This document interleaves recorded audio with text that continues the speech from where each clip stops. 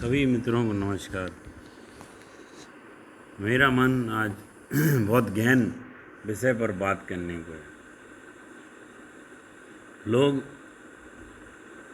बार बार एक चीज़ पूछ रहे हैं कि आदमी आत्महत्या क्यों कर लेता है। ऐसे क्या कारण होते हैं कि उसके मन में एक ख्याल घर कर जाता है कि अब हम नहीं रहे। प्यारे मित्रों, हम कोई भी कार्य करने के पीछे कभी स्वयं अकेले नहीं होते हैं। हर बार हमारे साथ कोई ना कोई शक्ति साथ देती,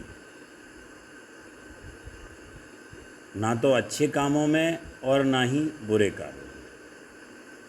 अगर हम कभी कोई कार्य ऐसा कर रहे हैं जो कार्य शुभ है, तो हमारा पूरी समूची प्रकृति की अशरीरी आत्माएं साथ देने लग जाती हैं। वो हमें अकेला नहीं रहने देती।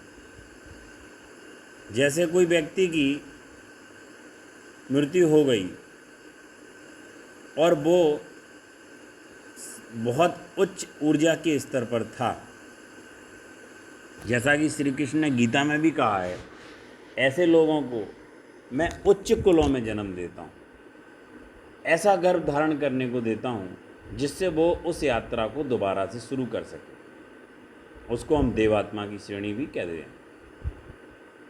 फिर हम ऐसे ही नकारात्मक व्यक्ति जो अपनी यात्रा ख़त्म कर चुके हैं, उनकी भी नकारात्मक ऊर्जा की श्रृंखला बहुत बड़ी होती है। वो भी अकेले नहीं होते। उनको भी ऐसे कुल में जन्म मिलता है जहाँ से वो अपनी इस नकारात्मक यात्रा को और आकर्षित कर लेते हैं।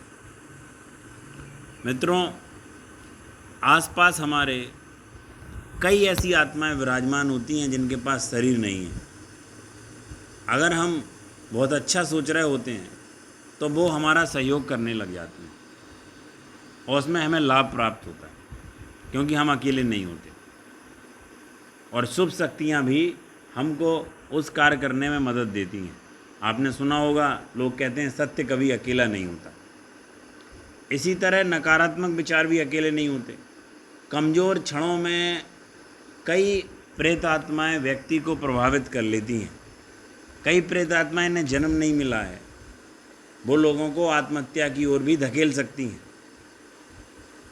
इसीलिए अगर हमको ऊर्जा को पॉजिटिव ऊर्जा की ओर नहीं ले गए तो वो नेगेटिव की ओर जाने लगती है। ध्यान हमारा इस यज्ञ में सहायक हो सकता है शुभ की ओर।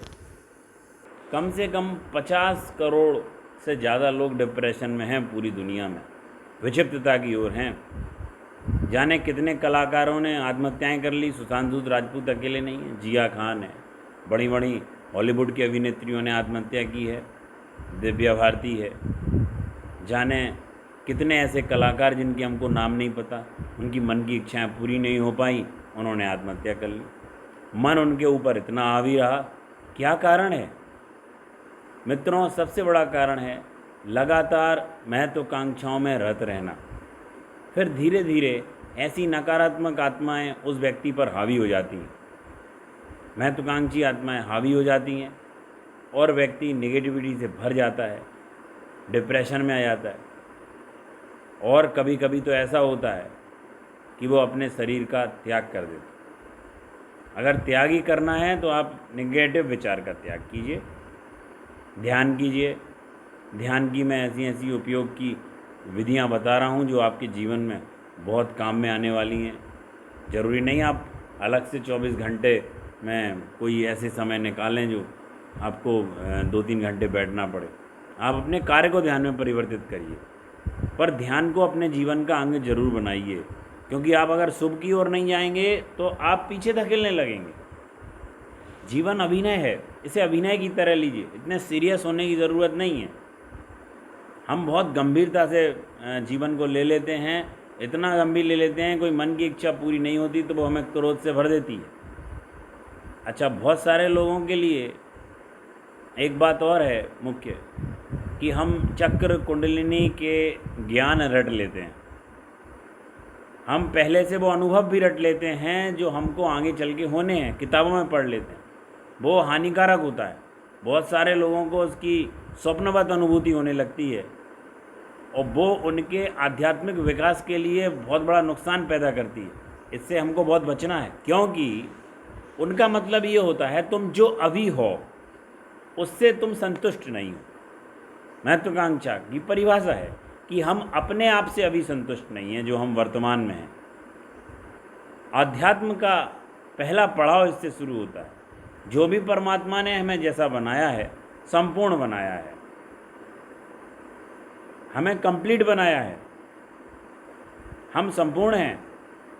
पहली अनुभूति और पहली आध्यात्मिक यात्रा सिर्फ इसी से शुरू होती है। बहुत से लोग कहते हैं हम कार्य करते हैं, कार्य करते करते थक जाते हैं। उसका मुख्य कारण है कि कार्य की आदत नहीं है। हमारा शरीर प्रशिक्षण से चलता है, आदतों से चलता है। अगर आप लगातार कार्य को बढ़ाते जाएंगे, आपकी कार्य क्षमता बढ़ती ही चली जाएगी। उसमें किसी भी दूसरे प्रयोग की ज़रूरत नहीं है। अगर आपको कोई भी कार्य करते करते पैर में दर्द हो रहा है, हाथ में दर्द हो रहा है, पीठ में दर्द हो रहा है, ध्यान करते करते ऐसा हो रहा है, तो आप उसको ध्यान से हटाइए। कुछ दिनों बाद आपका शरीर उससे प्रशिक्षित हो जाएगा और वो अनुभूति आपको नहीं होगी, ये निश्चित है। और मुख्य चीज़ एक और बता दूँ, तुलना से बचिए।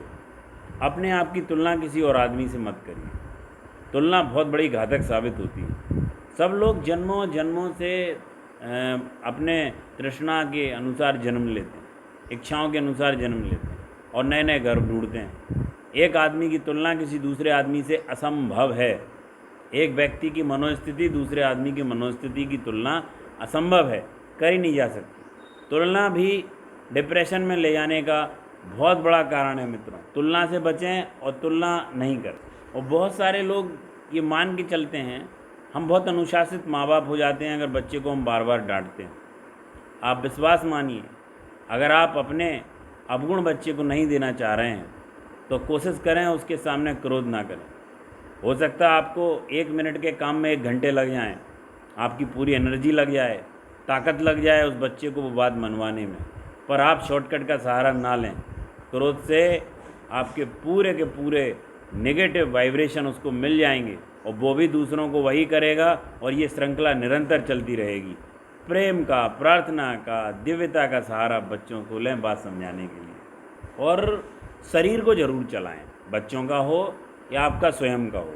बदले में आपको कुछ भी नहीं मिल रहा हो सकता आप एक कुदाली लेकर के ज़मीन को खोदते रहें, आपका शरीर थकना चाहिए, चाहे वो व्यायाम हो।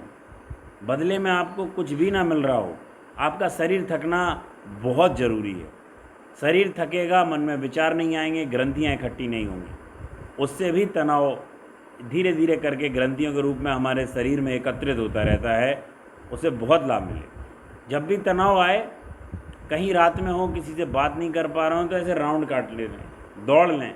उससे आपकी सांस लेने की कार्यक्षमता पर फर्क पड़ेगा, सांस लेने की गति पर फर्क पड़ेगा, सांस की विधि बदलेगी। जैसे ही सांस बदली, हमारे विचार बदले, हमारा मन बदला और हम उस वेदनापूर्ण अवस्था से तुरंत बाहर भी आ जाएंगे। कोशिश करें व्यर्थ रूप से टीवी बहुत ज़्यादा ना देखें। क्या होता है, हमारी आँखें बहुत ज़्यादा डायरेक्ट मोबाइल की या टीवी की जो रोशनी है उससे और कंप्यूटर की रोशनी है उससे पता नहीं चलता और थकती हैं। हमारी थकान का, ऊर्जा की कमी का असर सीधा हमारे पहले आइस पर पड़ता है, आँखों पर पड़ता है। कोई भी हमारी आंखें देख के तुरंत पता लगा लेगा कि हम अभी थके हुए हैं। कोशिश करें आँखों का ध्यान, मैं निरंतर बहुत सारे ध्यान बताते ही जा रहा हूँ, लेकिन अभी बात है तनाव में जाने की। उस क्षण क्या करें, अपनी सांसों को रोकें, गहरी गहरी सांस लें, सांस लेने की रिदम पर ऑब्जर्वेशन करें, देखें कैसे सांस आ रही है, कैसे जा रही है। बस कोशिश करें मित्रों, ये बहुमूल्य जीवन को महत्वाकांक्षाओं में मत गुजारिए। ऐसे सपने खड़े मत कीजिए जो टूट जाएं और आपको लगे कि जीवन ख़त्म हो रहा है। बहुत सारे लोग चारों तरफ डिप्रेशन में हैं, कुछ को पता है और कुछ को नहीं पता है। कोशिश करिए।